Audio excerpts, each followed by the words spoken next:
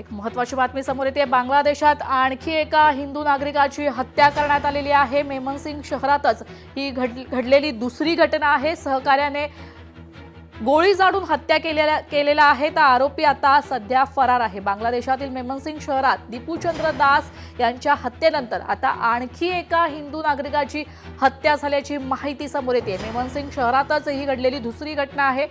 बजेंद्र बिस्वास यांची त्यांच्या सहकार्याने गोळी झाडून हत्या केली आहे। विशेष म्हणजे या घटनेआधी दोघांमध्ये कोणताही वाद झाला नसल्याने प्रत्यक्षदर्शींनी सांगितले। बजेंद्र बिस्वास यांना गोळी झाडून आरोपी आता फरार झालाय। सोमवारी संध्याकाळी 6:30च्या सुमारास ही घटना घडल्याची माहिती पोलिसांनी दिली आहे।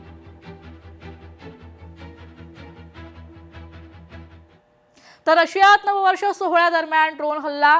युक्रेनकडून कॅफे आणि हॉटेलवर ड्रोन हल्ला करण्यात आलाय। दुर्घटनेत 24 जणांचा मृत्यू झालाय तर 25हून अधिक जण जखमी झाले। तर या ड्रोन हल्ल्याच्या धोक्यामुळे रशियातील विमानतळ काही तासांसाठी आता बंद करण्यात आलेली आहेत।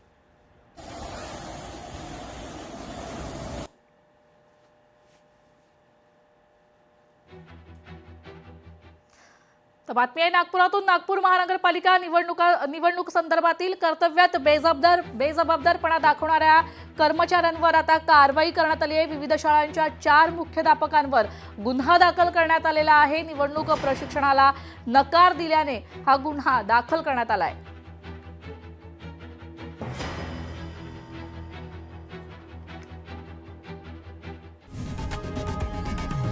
लोकशाही मराठी ऐका, पहा, जागरूक रहा।